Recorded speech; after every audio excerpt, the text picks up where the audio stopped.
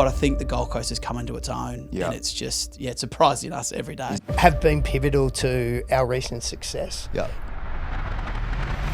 The depth of market at certain price points is, but the growth just purely in the 4 or 5 years has been exponential.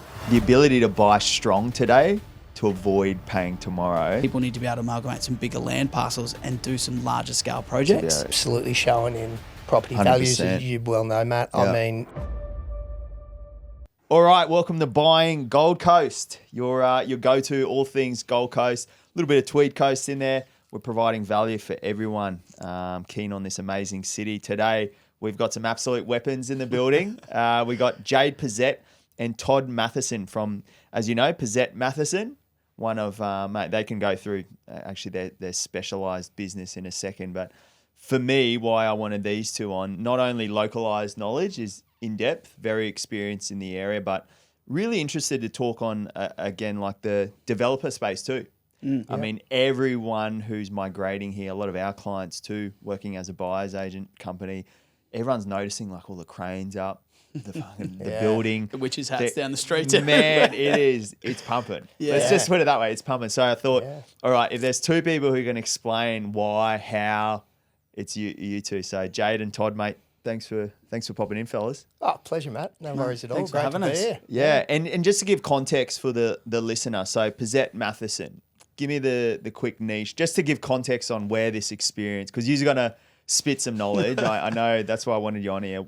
Where's the learnings and context come from? Yeah, absolutely. Like Todd and I, we specialise in project marketing. So obviously both, tick the box with being real estate agents, but our specialty is A, selling off the plan, and B, selling new projects and working alongside a developer and their team to just really entrench ourselves in a project from well before we launch it. So, that's, I guess, Toddy, over to you. It's been evolution, though, to get to that point, hasn't it? Yeah. I think it's, it started from, as we sort of say, real estate agents back in the day. Well, I was a real estate agent. You did a very brief resi thing. Not giving too much away 20 years ago. And then you worked obviously in-house with developer, did that a long time. I've never worked in-house as a developer, so more so when I moved to projects, it was more always working for multitudes. Yeah. But then, like we've said, I think through an evolution, we've just narrowed in and become more and more niche to try and specialise just in off the plan and projects. We don't do site sales. We do a little few resales in our projects, but we want to be the best at what we do and in that small niche market. And why I got you fellas on too, I wanted to get a bit hyper-focused on the sort of Gold Coast Tweed region as a whole. Yes. What percent of, it's pretty much most of your business in those areas, isn't it? Like, generally absolutely. Speaking, look, we've worked done a couple of smaller projects in Melbourne, 2 larger scale ones in Brisbane. But for us, again, to Todd's point, we really wanted to zero in on where we're at. And it's not to say that we won't expand in time. But right now for us, what we can add with Todd growing up on the Gold Coast, myself growing up in Byron Bay, which is obviously that Northern Rivers region, we've got a lot to add in a granular sense in this market. So that's where we drive our energy into, Matt. Yeah. There's a lot of legs in it, eh? We were just talking off air. It's just like, there's nearly no need to sort of hyper-focus anywhere else. It's just like there's so much opportunity in one city at the moment, hey? Big time. Again, from what it used to be, only 5 years ago too. I've been in it obviously 20 years, but the growth just purely in the 4 or 5 years has been exponential. Yeah. And, it's one of my old mentors back in the day used to tell me hyper-local knowledge, and I think it's a lot harder to have hyper-local knowledge as you expand to other regions or other areas or other sectors. Whereas if you can just become the expert known for every little common detail in a small little pocket, you can become that favoured person and get huge market share. And that's what we're kind of striving to do. 100%. No, you're definitely leaders in your field. I'm keen to unpack a little bit for the listeners on Gold Coast, what's making it shine at the moment, right? And I'm just keen to know on the surface level, what do you fellas, if there was one or two things from each of you that you feel this city has thrived in the last, as you said, mate, I've been here over a decade now. It's just insane how much it's improved. What do you feel the big one or two drivers from each of you feel? I think the lifestyle piece, Toddy loves his restaurants and dining out, and I'm quite partial to it as well. But we're both out there enjoying that piece. But I think that's just been pivotal, and in particularly in attracting people from the southern states. We have had several developers that came here, Toddy, I guess 3 or 4 years ago.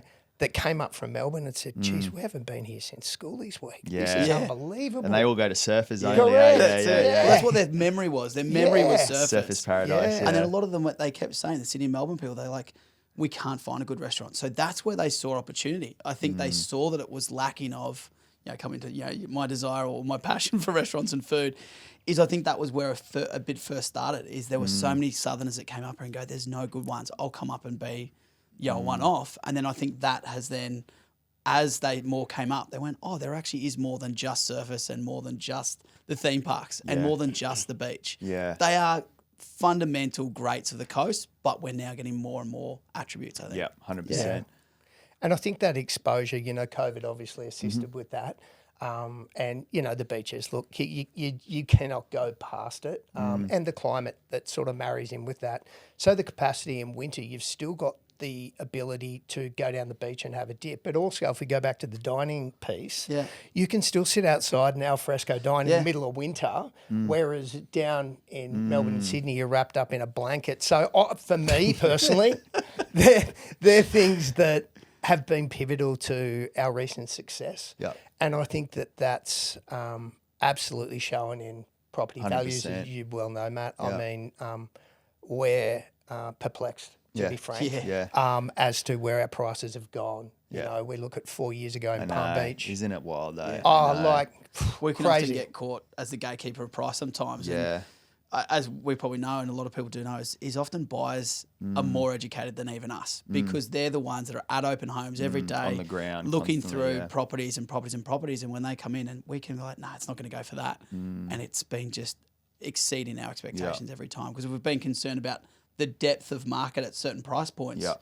But I think the Gold Coast has come into its own, and it's just, it's surprising us every day. Isn't it? Yeah. And just a quick one on that might add some value to the listeners on the Gold Coast region.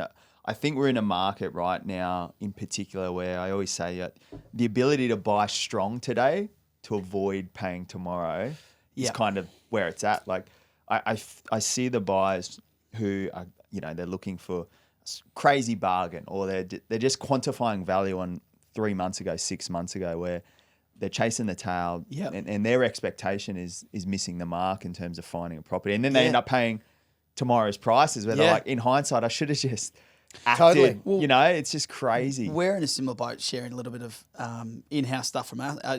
We're looking at a shift in our office space at the moment. We've been, leasing for the last over 10 odd years. Yeah. And we've established, why haven't we bought a space? Why haven't we bought an asset? So we're in the pros of sort of potentially negotiating a block at the moment to turn into our office. And admittedly, I am keen on it. Jay's been driving this, and I do really want this as well. But I'm like, I just don't know if I see the value in it. But I go, what am I thinking? What am I saying? I'm like, it's only because what I saw it was 2 or 3 years ago. Yeah. It's freaking me out. But I go, where it's going to go, where we're buying and the location it is, I hands down know that in 3 years I'll be going, oh my goodness, I can't believe we didn't buy 3 of them. What was I skimping over a few 50 grand, 100 grand, whatever it is. Definitely. And that's a really good point there that I think is going to help a lot of people. Just kind of getting the helicopter quickly. Hey, Big time. You're exactly right. Yeah. And what about yourself, Toddy? So from Jayde, it sounds like that lifestyle and climate piece. What about you and 1 or 2 drivers you think for the city? Look, I think, it's a cliche, like, that lifestyle / the weather piece has been a huge fundamental, whether you call it fortune or luck or whatever it might be. Because again, I'm talking to friends, in Sydney and Melbourne. I went to Sydney last week, warm day up here. They're like, don't forget to bring your jumper. It's going to be, I'm like, are you kidding? Like, it's 24 degrees up here now. I thought the whole of Australia would be like that, Look, I think the whole thing out of it is that I think there's the fundamental is we still have beach one side. The big thing that's always driven people to the coast is probably that ocean and water. Yes. And again, it is still a very strong drive. But I think the other side that people are starting to realise, and as a local, if you didn't live east side of the Gold Coast Highway, you're in country Gold Coast. You're out in the middle of nowhere. And it's shifting that mindset that the Gold Coast isn't just about the beach now. We've got other communities that aren't necessarily focused just on the ocean. That's a good point. Jayde's been a surfer his whole life. I love the beach, but I'm not a surfer. Robina has created its own entire community now. Yep. People come to that area in that pocket, not to be to the beach, but because it's got parklands, it's got stadiums, it's got shopping centres, it's got a beautiful life that you can live there close to the highway. So I think that's what's been the unique driver for me on the coast is we've created our own little pockets because of open space and greenery. And then you go that next step, Mudra Bar, Reedy Creek there. Yeah. You're 20 minutes away from some of the best beautiful tropical, forests and hinterlands of Australia. Yeah. And then another 20 from that, you're out into some beautiful countryside towns. So I think that's what's opened up as well, as everyone's realised there is a lot more to the coast than just the ocean. The beach. That's a really good point. Yeah. And I think that's what's brought a lot of people up. Yeah. And I think that's probably a good thing about you and I, Todd, that piece of there is that diversity within our business of where we are as even humans and what attracts me being a surfer per se and Todd, not necessarily having that, still being drawn to the beach, but that whole piece of the puzzle where he's so appreciative of those things. And I mean, we had, back to the hinterland, we had a project Canopy that we pulled together maybe 5 years ago now. Yeah. And what we did was we actually drove the campaign towards the hinterland and we won awards. We had cut through and it was, there was beach splashed in there, but it was heavily driven to green foliage, rainforest, those type of things. So and that was driven it's a great because, point, Todd. Again, as the Gold Coast comes down the back highway, the Bruce Highway, you come down through, Southport, those so back suburbs there. As you come to Palm Beach to the hinterland, it's literally only 5 minutes away. Tullabudra Creek, Tullabudra Valley, Crumman Valley, they are literally right over the highway. Yeah. And that's what and that's why I think the southern coast has gone so strong is because it has the best of both worlds. Best of both, yeah. And sorry, just one other quick one on that. Again, a bit of a thing everywhere around the world is the Gold Coast never really had a professional network foundation. I think it was your capital cities of your big companies, your big corporates, your government agencies. The huge COVID shift of working from home or remote working and things like that, I think where you kind of sucked it up in Sydney or Melbourne with some not so great weather at times because it was where the financial career progression was. You can now get that working out of a cafe or maybe not as strong as a city yet, but you can still get good jobs to be able to work from a little bit of a cafe. On our drive here, we spoke about, I'm fortunate enough, I've moved into a nice new little pad on the beach and we said, hey, why don't we do a bit of work from my place a couple of days over summer? Yeah. Because you can do that now. You can have conference calls. You can meet with people at cafes and it's kind of accepted. Yeah. Hope Toddy's all right with me bringing the surfboard to work that day. Yeah, 100%. 40s and tees that It's the only day. city where you can go for a surf mid-lunch. It's amazing for sure. Yeah, I know. Amazing. It's so good. So that's unreal. I'm really cool because if there's a listener, if they weren't, by the time this is published, I think I would have done it would have been a few weeks before this one's published. It was the 6 key reasons why the Gold Coast is hot right now. So if you didn't listen to it, go back and listen to that one. That was an episode I did on my drivers and it hit literally all 4. So that's good. We're good. Great minds all think alike. So one of the big ones I mentioned and there to recap on you fellas is I called it post-COVID lifestyle lack. Yeah. Yeah. And I really believe that the amount of people that had that pause during COVID realized I actually don't really like where I live. Yeah. And they put lifestyle ahead of and that's what I know. It was nearly like they noticed a lifestyle lack and that was a big one because the amount of people that moved obviously post-COVID was solid. And then another one I mentioned that you mentioned was actually I went specific on climate too. Is not I didn't realize because I'm born and bred in Queensland and you fellas are kind of similar. Like it's until you go to other cities, you don't realize how big climate actually plays a part. Yeah. It's we very, have very 5 good. days of rain here on the coast, and I'm like, I'm down. I've got no energy. Yeah. Imagine having that for a whole winter. I know. I just couldn't handle it. And the impacts of that translating to mental health and the way you feel, I think has been a huge one. So I don't think and growing up here, exactly to that point. Amongst COVID, we got some great people that we work with down in Melbourne, and we didn't really, growing up here, you talk about climate. Oh, it's a nice day. I'm going to go and have a dip or whatever you might say. But, talking to these guys, the amount they talk about the weather is just astounding. Yeah. It's like, are they having this conversation because they've got nothing else to say? Or are they, and it's such a Fundamental part of genuine their thing. life. And it's been beautiful working with these guys because they come up and they'll go, how's today? And they actually go, you know what? Yeah, It's amazing. you get that gratitude for a second and realise, it's so important. we're pretty lucky, Yeah.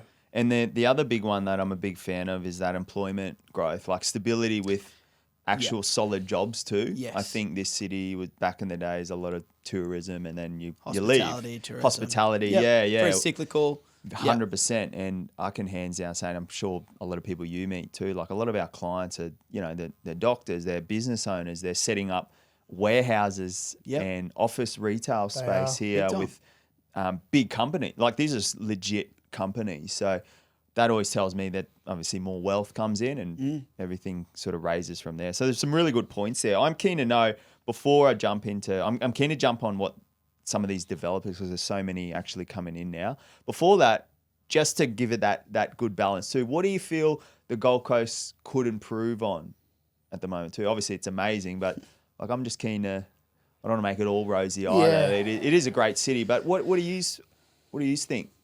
I Could think do better here on the coast. No, we're perfect, mate. There's nothing. Yeah. I think density's a real big question that we need to ask ourselves about. We all love the fact that we've had spectacular views, but Todd and I often talk to property developers about that's all the Gold Coast used to be about, right? We'd sell the northeast corner that looked up at Surfers Paradise in a heartbeat, and then we'd battle away at the lower units on the southwest corner. That was it 101. Now what we're looking at, rather than just views, is location as well. So I think if we talk density, we've all got to be absolutely rapt that we bought a home beachside in Palm Beach or Mermaid Beach or wherever you happen to live. We're so lucky to have that. And it's not just about the view. So we need to get, I think, in a headspace as a city and start thinking about really, if you dig into it, what we need to do is we need to grow. And we really, really need to be able to substantiate the light rail, which is all driving us mad with traffic at the moment. So, and how do we do that as a city? Because the cafes need to flourish. We're in an incredible time right now and have been post-COVID and during COVID.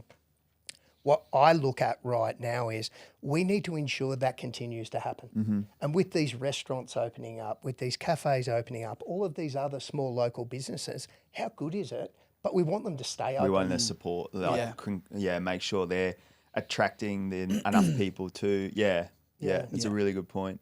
So in summary, it sounds like, probably the city to kind of enabling the growth that's naturally occurring rather than kind of saying, no, let's not allow this kind of gentrification. That is a natural thing. That's it. I think the whole thing is a lot of it comes down to, I think Gold Coast had a push and pull scenario of a traditional centre city, city centre, and growing outwards from that, whereas Gold Coast kind of evolved to try and push a linear city. So rather than having a city centre dense, like what you're saying, most places are built on this dense centre of one CBD, of hospitality, CBD, office space, commercial, business and infrastructure, and then you build out the residential from that.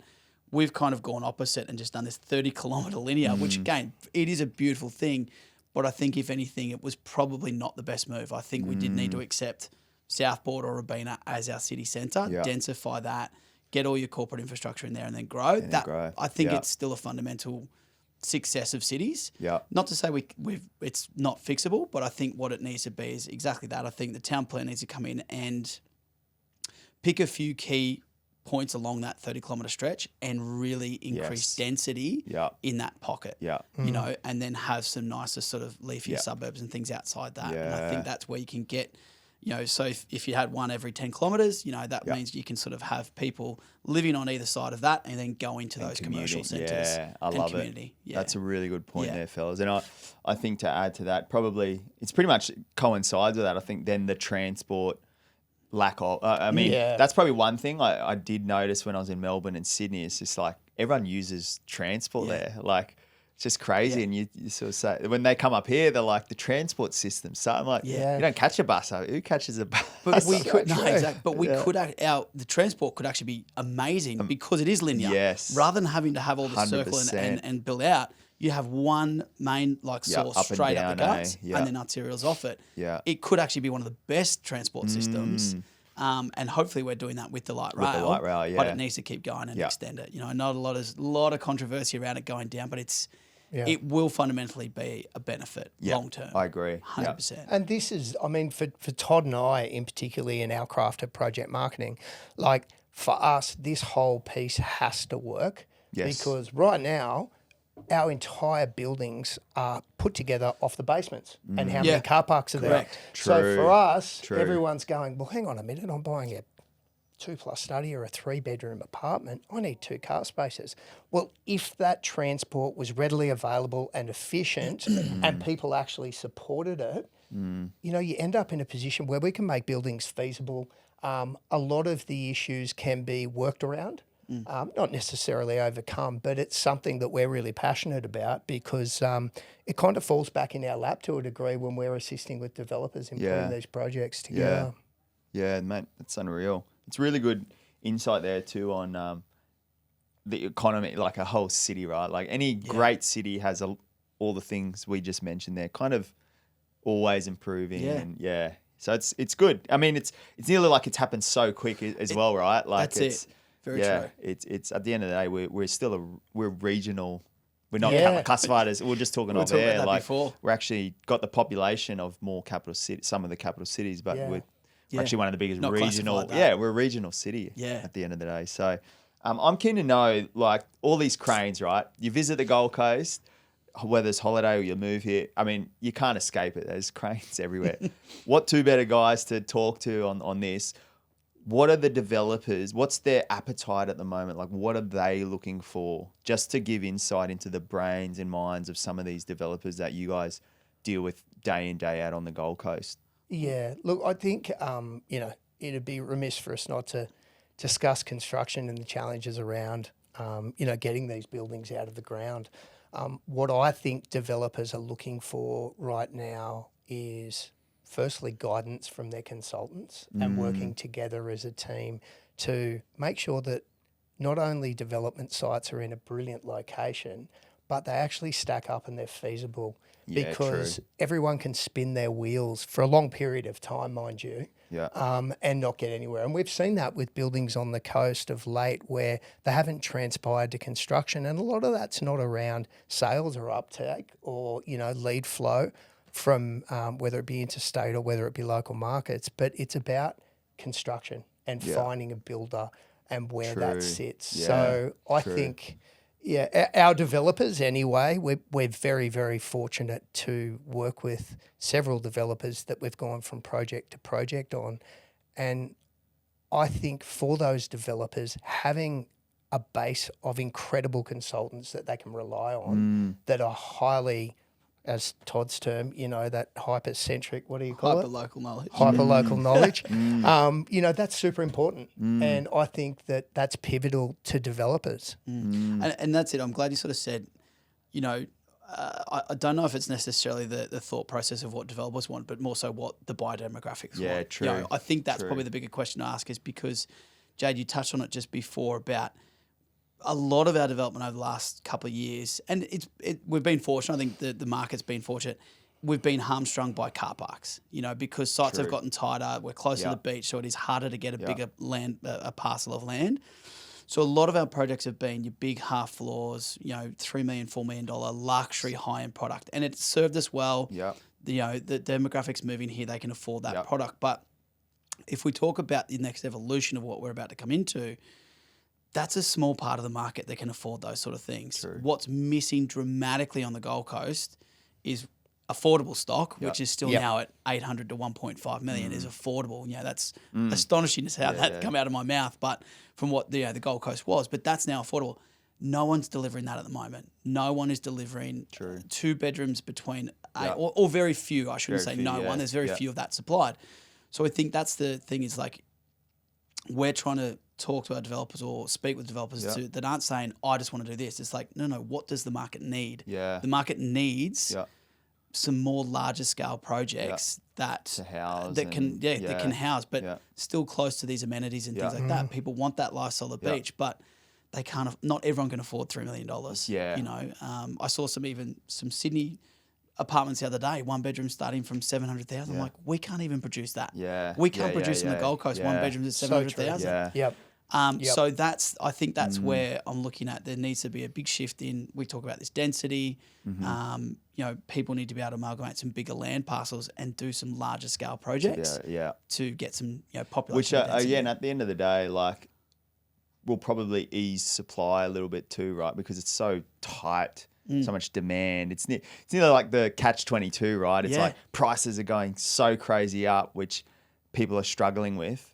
But, you know, if you're in the market already, it's great. Of course. Like, Yeah, yeah. equity's Yeah. just through the roof. But then it's like, what about all the people who can't get into something Yeah, or yeah, rental? yeah, It's yeah. kind of like that. Yeah. We kind of need, you're exactly Yeah. right. Yeah. And is that because from that sort of stock versus, say, grabbing a big block and then just doing 8 of the bangers for these lock up and leave clients in Melbourne at Yeah. $6 mil a pop or whatever? Is it because the stacking of the numbers? Yeah, You probably feel for I the think it's developers? the height restriction, Height those, restriction, and also yeah. that car park. You know, the blocks of Yeah. land are generally smaller as you come to come closer to the water. As you get closer and closer to the beach, the blocks get smaller. So then you need to amalgamate 2 blocks, 3 blocks, 4 blocks. It's harder to convince True. those owners, and it's expensive to True. do. And there's still a market for that. By all means, there's a market for that. But I think there's been so much of it. I think we need to have a shift back to Yeah. a focus on block of 80 units, 100 units, 120 units, and providing more twos. It's something that for the viewer to realize too, like some of these developers, like some of them are hamstrung by this town planning. There's, Course. Yeah. I Absolutely. forget all the time. Car parks. Yeah. Is Yeah. One, yeah. Yep. So true. And there's definitely a flight to quality talking to the top end of the market. And that flight to quality is not just about beautiful stone bench tops and considered interiors, which are incredibly important, don't get me wrong, but what it's also about is amenity. So for us, what we're looking at is what is that balance? What is the balance? Because the feasibility has to stack as well. So we can't go hell for leather on absolutely everything and just think that a price point will be accepted. Yeah. It's a bigger picture than that. So it's crafting a project, working with the developer to turn around and go, what is needed, what maybe isn't needed and was needed 2 years ago. So I think that, again, to that consultant point, we're finding ourselves work a whole lot more as a team. I think, Toddy, it'd be, really fair to say that our relationships with planners, our relationships obviously with architects, but also, look, the engineering teams and leveraging their labels and their brands. Our game has changed so much. You're so right. And sorry, keep going on that in terms of the traditional model of, I think, development and projects was developer getting a site, going to see an architect, designing this stunning, beautiful curves and angles and this and marbles and this and this and this. But and then it was to engineers to make sure it could be done. Then it was to town planning to make sure it get approved. Then it wouldn't get to us till maybe 12 months down the line. And then we would potentially start selling and getting then a builder would come in 6 to 12 months later. That was a traditional model 3, 4, 5, 10 years ago. Because of building constraints, because of planning constraints, because of buyer constraints and affordability, like you just said, the best developers now are bringing every consultant in at the start to say, hey, I still want a beautifully aesthetic building from an architect, but is it buildable? Can I build this cost effectively to still make it a feasible project? Rather than getting all the way down the line and then a builder going, I thought that was going to cost, that facade was going to to cost $1 million. Oh no, that's a $4 million facade. You're like, hang on, I don't have that in my feasibility. So you're now getting feedback from every single consultant, and that's it. It's a nice cohesive team, but it is producing better outcomes. So developers that bring in those consultants and good consultants, because again, you can get misled in any industry. Getting a good, credible team around you from the start is where we're seeing a pivotal point for the success of a project. And then I guess it kind of not fast tracks. I mean, nothing's fast in that space, but it's quicker than you kind of get a cut through right to the finish line rather than some of the ones we're seeing on the coast where there's pauses for, there's some that have I live near, and mate, they've just started getting out of the ground, and it was a quiet years ago. And there's behind the scenes, I heard there was so many, as you said, it kind of, we thought it was going to cost this, and someone went bust, and then very, very interesting times. Toddy brought up a really interesting point, which was everyone being cohesive as, the consultant team on the project. And we've got a brilliant developer. We've done several projects for him, Rainbow Bay. And look, it's also about being able to have those difficult conversations to make those decisions and stick to those decisions. And you do, Matt, to your point, move a hell of a lot quicker. But, Toddy and I often talk about, and people often get their nose out of joint, we've got to be able to tell developers their baby's ugly and it's not going to work. Because we don't want them purchasing a site that doesn't stack up. We don't want to be working on a project that doesn't move forward. So it's about those honest conversations as well, isn't it? And working as a team and having clients that respect our knowledge, and obviously we intimately respect their opinion as well. It's a good point. It's like you don't confront it, you validate it, eh? That's it. Very true. 100%. I was going to say, I keep hearing the word location pop up for developers. What do you think is key? Because I've got a branch on question for this that's going to add value to viewers, listeners and viewers. Where, like if you were to go a bit, again, hyper local focus on terms of where do you think what do these blocks look like? Where are they kind of on the Gold Coast right now? That if you were to, the word blue chip, developer blue chip, if there was no price, what would they be picking at, you reckon? What sort of sites you reckon? I think this is probably a completely different answer than I would have given you, and I'm sure Todd's on the same page. We would have talked about 12, 18 months ago. I think it would be really, really uneducated for us to say that locations like Robina aren't just as powerful from an investment perspective as beachside locations. I think as property people working on the coast for a long period of time, everyone talks beachside and beachfront. We sell it day in, day out. We love it. We know it's spectacular, but that's not the entirety of the market. So I believe that, not skipping away from the fact that, whether it be Rainbow Bay or Palm Beach or Main Beach are amazing locations. Again, we've got to think of this as a city. And as we move further west, it is so important. And there are projects out there that are going to be spectacular game changers for those areas. And I think Toddy and I have really, had to broaden the way we think about things as well. It's just because I live in a certain location doesn't mean that that's the be all and end all. I think you touched on a couple of things as well. We've kind of grown from just views on the Gold Coast. You said it a little bit earlier. Is we were so again hyper focused on that, and it's what sold high rise apartments for the last 10, 20 years that I've been in the industry. And that comes back to is, we would all love that and we all aspire to that, but not everyone can afford that, beachfront product that's $3-4 million now. So the whole thing out of it is it's now accepting that, okay, it is $2 million for a 2-bedroom unit on the beachfront on the Gold Coast. 4 years ago it was $1 million, so it's grown significantly. But that's not to say that literally one street back, you're still in amongst the cafes of Broadbeach, the restaurants of Broadbeach. A 2-minute walk to the beach. If you looked at any other major city, that is just absolute real estate gold when you talk about location. But I think, again, as locals, we've kind of sometimes gotten caught up in that, no, you've got to have that view. You might recall we had a gentleman that was looking to join our business, sales guy, a couple of years ago from Melbourne. And as he was coming up here with his partner, they were looking at some places to rent before they bought. And we're like, great, where are you looking? What are you looking for? And he's like, we're looking up and down the coast. We live in Brighton at the moment, just close to the beach. It's, just back of Brighton. So we often get home from work and go to the beach for a walk on the beach. I go, yeah, great. And he goes, we found this great little spot in Carrara, so close to the beach. And I went, it was a massive penny dropping moment that a Melbourne person thought Carrara is close to the beach. And it is. Theoretically, for Sydney and Melbourne. You're right. It is so close to the beach, but as a local, I just think that is so far. And that's where I think we're starting to evolve. That this is where I started realising, hang on, Robina's got its own community, Mudra Buzz, yet it is still so close as well, And I think that's I can be guilty of saying that it was just Broadbeach, Surfers, Main Beach. It was anything on the beach was all that was a Gold Coast. So that's where I think you talk about what's now coming. It is those ones that if you're still close to a little centre of shops or cafes or restaurants or whatever, some closer mix, and as our infrastructure and our transport gets better, being in a unit, you know, a little bit back from the beach, but still having accessibility to everything, that's what people are going to want, and people are happy to just as valuable. accept now. You know, that's what's I think sort of coming. That's a great point. Yeah. We also look at, you know, the commute to Brisbane.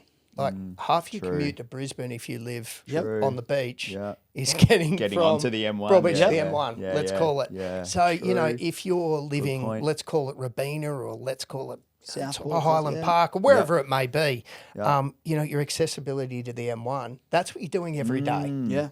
You know, if you're not the mad keen surfer like I am, that's surfing most days or in the ocean or, you know, whatever it may be, you're going to the beach maybe once a week. So do you essentially do that 20-minute drive or whatever it may be once a week, or do you incur an additional hour of travel every day to go to your job in Brisbane? So, you know, again, and this is an extension of the Gold Coast becoming larger than it is. And that conversation we've had for many moons about, you know, Coolangatta linking up with the sunny coast and that piece, because it is densifying in there. And I think the other shift as well, what we're now starting to see, the huge, I guess, thought process in our industry on the coast is, again, we used to always be close to the beach, views, this and that, and amenity was, you know, your beach, your cafes, restaurants. So the other shift that's coming in these, I guess, more dense projects now is, in case you are down on level 2, 3, you know, for affordability or whatever it might be, if you're not getting a view from that, huge push now to amenity on the roof.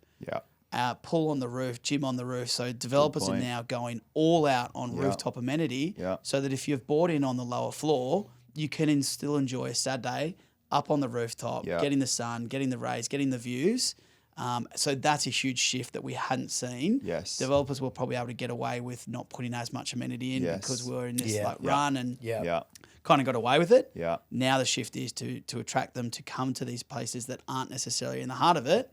They're putting a lot of building amenity. They don't have to somewhat leave to experience. Bingo. That's a really good point. And I think there's two parts that's going to add a stack of value, because that's a really, really good observation there from obviously two really experienced pros in their field. I think number one is that, I guess from the developer, the acquisition side even, it's kind of, because obviously those land plots and amalgamations are a lot cheaper than beachside, right? Like the cost of dirt over there versus 5 minutes this way, it's astonishing cheaper. So that's a good point. And then from the buyer side, it's kind of, well, thinking long term, right? Like, here's a really good example. Like, we're obviously growing city. I remember Sydney like 20 years ago, 15 years ago, and I just love listening to podcasts. And they always used to talk on like Western Sydney as a city and Parramatta. And they had this airport they're building at Badger's Creek, and Parramatta is now like Campbelltown, Parramatta. They're the most growth compared to Bondi. It's crazy. So what it is they've got their own city out there where you don't actually have to travel to the eastern suburbs in Sydney now. So that's a really good point. I was just reflecting then. It's nearly like that, isn't it? It's like it's the early days of that. Early days. It really is. It is. Yeah. So that's exciting, I guess, because I did a piece the other day on like some pockets to watch in Carrara, you know, your Highland Park, Wurrungeree. I mean, Skyridge development sold out in an instant. So it's really, really interesting. We're working on one up Highland Parkway at the moment for the listeners. Again, that's the western side of the back highway. Views back into the Gold Coast, but from our office at Broadbeach. So our office is in Broadbeach at Oracle, literally right next to the beach. To get to there, at any point of the day, we've done it several drives now. It's less than 20 minutes. And again, you talk about that to a Sydney side or a Melbourne side or even Brisbane now. It's normal. A 20-minute drive, you're in the hinterland of the Gold Coast onto the beach. And that's where you're 100% right that I think we can't underestimate the value proposition. As much as we love the beach and love selling the product we love here, the value proposition now is on those next fringe suburbs. Because I agree. The land lots are larger. You're getting twice the amount of land for half the price. And that's only going to keep getting carved and carved as you go further and further west. And as the price growth keeps coming, people get priced out, isn't it? Yeah. It's just like if you drop a rock in an ocean, Yeah. it kind of ripple effect out. Yeah, so that's they do. a really Big time. Yeah. we're talking some high level stuff here. This is some really good stuff. People will rewind this in 10 years and they'll be like, Yeah. these fellas are onto it. I hope so. No, that's unreal. And I think that gives again the opportunistic views of like a buyer as well. Like if you are looking for investment and things like that, like again, thinking like this, because this is how more the astute people, and that's the whole point of this show, trying to add value on another I saw a scope. great little we want to call it meme or a thing through socials. So, you know, you got to be careful how you sort of phrase those sort of comments. I saw a great thing on socials on the net the other day. It's like if you look at we talk about this huge demographic at the moment of baby boomers, you know, our parents, our you know, the people aged sort of, you know, maybe 60 to 80, and how they're buying with cash. They're selling their houses for $3 million that they bought for $100,000 30 years ago, this and that. Yeah. It was a great thing where it said, you know, theoretically that was what their wealth was. All due respect to those, I'm not stereotyping all, but a lot of their wealth creation was from that one family home that they're now selling for $3-4 million. So they might have had a modest job and they worked. They'll, you know, work their whole lives to get to where they got to. But ultimately, their life that we talk about how they've got financial freedom now with cash and that is because of that one property.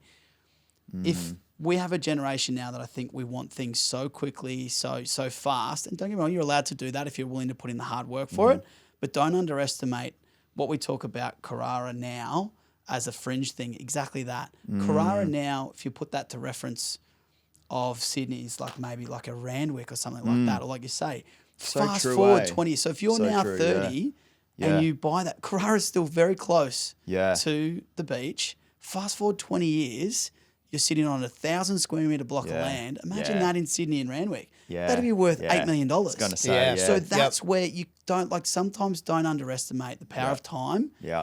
The power of time can change everything. And I think, again, in this day and age, we want things so quickly. Yeah. Sit on it. And that's where work through life, enjoy your life. And then you'll be in the same position. You see your mum and your dad and this and that flying and traveling the world to Europe now and they're retired. It only came in the last 2 or 3 years when they finally sold their one home for $4 million. And they're buying a unit for $2 million and they've got $2 million in the bank. That's, I think, the thing that we need to recognise as a society and demographic as a younger generation is that one purchase now, just because you want to live in at the beach, you know, you've got to do some sacrifices. You've got to do some hard times. And fast forward 20 years, they are just going to be gold. Absolute I agree. Gold. As these little micro cities start to evolve, isn't it? And it's even a good point for anyone who's in small business too, right? Like some of these places need amenities too, right? Yeah, 100%. Fellas, just to finish up, I mean, I could chat for another half of this. I love this sort of stuff. Personally, like pockets, you fellas love. I'm just purely. Yeah. You both mentioned lifestyle, and we spoke around the key drivers, climate, things like that. Like, what do you guys love around where you live, and whereabouts is that for you guys? Like, just to give, I guess, insight into experienced fellas in property, the mind to maybe a potential future buyer. Like, what does the seasoned investor buyer look at? Well, we're Toddy and I, although we work together and sometimes dress the same, we live around the corner from each other as well. Yeah, so, I know. Todd's in Mermaid Beach, a little bit further north on the beachfront, which is spectacular. And I'm right in Nobby's Beach. So, which is brilliant for my lifestyle. I have a couple of younger children, and for us, it's wonderful. You know, the Oxley's right there. And Todd and I have skewed our business to put a bit more lifestyle into it. I think to the point of we've worked incredibly hard for a long period of time, and Todd's been pivotal in my life in really pushing. You know, your daughter's just turned 13, she's in high school. You know, start spending some more time with them. So we often, you know, this morning we had our first meeting at 7 o'clock at the Oxley. And before that, you know, got the opportunity to go down with the kids, you know, have a hot chocolate and hang out. So Mermaid Beach is great. In addition to that, I was really fortunate to purchase an off-the-plan apartment from one of our developers in Rainbow Bay, which I'm excited about. Yeah, so and that's to the point of my young fella loves his surfing as well, so that's purely driven towards us being able to rip in at Snapper Rocks and Kira and have a good time and it's got wonderful amenity for my wife and my daughter. Yeah. While we're in the water, they won't be bored. They'll be having a good Yeah, time.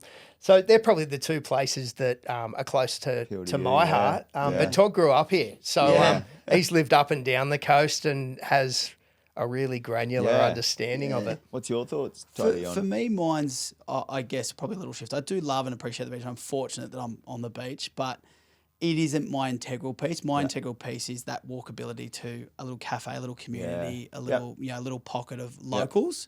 Not necessarily the built-up commercial sections, but a little pocket. And as much as I am fortunate to have that in that Nobby precinct, I think there are those precincts in, as I keep saying, Rabina. They're in Labrador now. They're in Runaway. Those, I think traditionally those pockets were Broadbeach and Surface. 5 years ago, the restaurants and cafe scene it wasn't even in Burleigh. Burleigh didn't really have a scene 5 years ago, or Palm Beach. But as the Gold Coast has grown, those little pockets. So for me, I do love it. And I've got a lot of friends in Family and Mermaid, so that's why I don't think I'd move from there. But I think the thing is, those little communities are popping up everywhere on the coast in those little pockets. And that's what would drive me. If I was, if I wasn't able to afford a certain pocket, I know that the next little pocket out or the next little thing, there'd be another little group of people my age that are creating that community now. Yeah, I agree. And I think that's, for me, what the lifestyle I like is what I want. So that's probably I talk about for myself. But I think in terms of your question there around that next pocket or something like that, I think that is exactly it. Is those fringe ones there. It's already had its little run, but I think that Labrador, bigger waters pocket, I still feel it's undercooked in terms of, Palm Beach 5 years ago was next to nothing. It was half the price of Burleigh. It's now, if anything, the same price or more. It's beach, but Labrador and bigger waters, Runaway Bay have broadwater. It is a completely different shift from the surf type people, but it's still beautiful water. It's beautiful parklands. Again, double the amount of land up there. So I think that's a huge opportunity, that little area there. Love it. And again, Southport is showing a huge value proposition now as well. It's been looked upon as a bit of a white elephant little pocket, but just through pure value. You go across the bridge, Sundale Bridge into Main Beach. Main Beach has the most expensive beachfront square metre rate on the entire Gold Coast, more than anywhere. And it is literally 500 metres away, and it's arguably the lowest square metre rate. Southport, I think, has a huge uplift potential. That TSS precinct. It is, and it's got the two best private schools on the coast, almost prestigious, I guess you'd say. So in terms of value propositions, I think some of those fringe ones, they're still massive value. As the beachfront ones continue to grow. And Main Beach, right? So Main Beach is so special, and often people don't, really realise the offering there. We're doing a beautiful project there at this point in time, and when I moved to the Gold Coast as a young person, we used to socialise in Tedder Avenue all the time. Everything backed off, but with this project, we've spent a heap of time up there, and I mean, where can you be so close to the incredible offerings that are currently happening up there at Marine Mirage and around that area? But, you're between the yacht club and the ocean. If you talk and to... the river. Correct. It's a little island. It's a little island. And that's so special. That is so, so special. And funnily enough, we are selling to a lot of younger people that are going, hang on. And our sales team there is so driven towards, you've got to get people here. It's not just assuming people understand it. And we've got people come, spend some time there. It's that same point incredible. is the assumption of the whole Gold Coast was surface, schoolies, and theme parks. Totally. There's still pockets of assumption of that in suburbs, whereas you get them there like, hang on, I didn't know that Main Beach had this. So that I think there's still is definitely so common. pockets.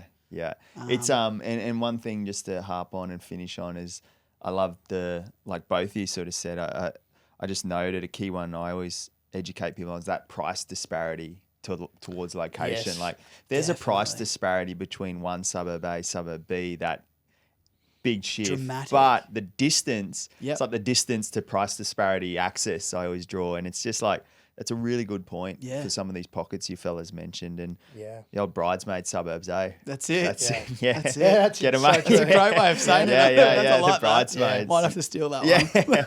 No, I love it. Hey, fellas, absolutely wealth of knowledge. I always finish with the temp therapy Gold Coast Fast Five. So I'm really keen to first thing that pops to mind here. So this one's brought to you by Temp Therapy. So you fellas love your wellness game, I'm sure. So the guys at Temp Therapy They've looked after a lot of our clients. They infrared saunas, ice baths, all those sorts of things. Yeah, so get in touch with them at Temp Therapy and mention code word SRAMA for not only 15% off their newest range, but they'll do a cheeky free installation too. So shout out to Temp Therapy. So the Temp Therapy Gold Coast Fast 5.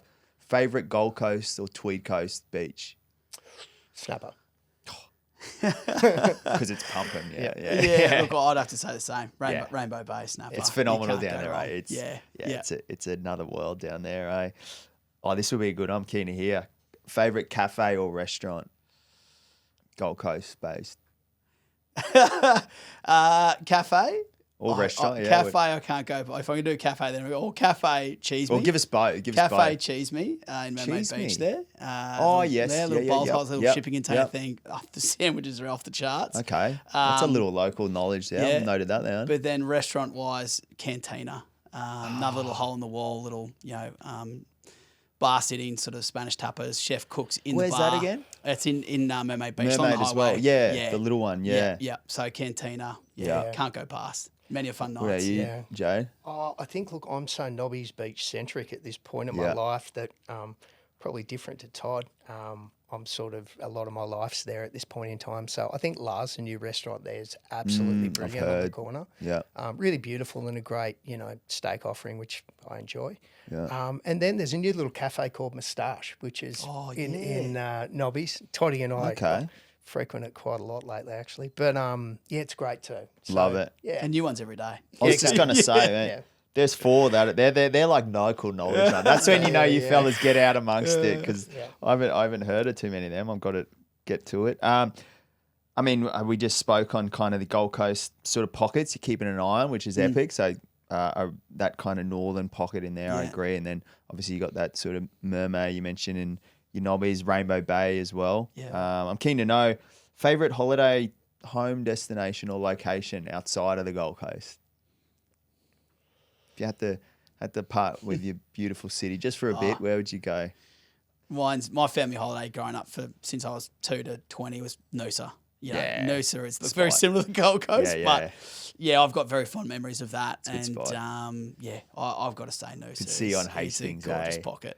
Yeah, he's Hastings Street. He's Hastings Street. Just with no pop collar. No, I don't have the pop collar. Yeah. I don't have as good a hair as Toddy, so I'm sort of the other way, Byron Bay. That's where I grew up, obviously, but I love that Northern Rivers. So even as far down to Yamba and that's just special coastline. It's quite amazing how it's stayed very, very similar for my entire life going down there and spending time. Byron's obviously evolved and done what it's done, but probably that Northern Rivers area I love. Yeah, so many good little. If I was to get away from the cliche, I'd say Melbourne's a close second. I get food and coffee. I love my footy. Love it. Sorry, mate. But Melbourne. I've always weekends. It's got a lot of culture, eh? Yeah. And then it's largely where could be in it already, but where would you build the dream home? On the coast. On the coast? Yeah. I would probably build my dream home very similar position to where I'm in. Probably take a couple of blocks of land though, which would be pretty top end of the budget. But probably that Mermaid. Probably not even Mermaid, to be honest. That Nobbies area I really love. Yeah, I'm really enjoying it. Yeah.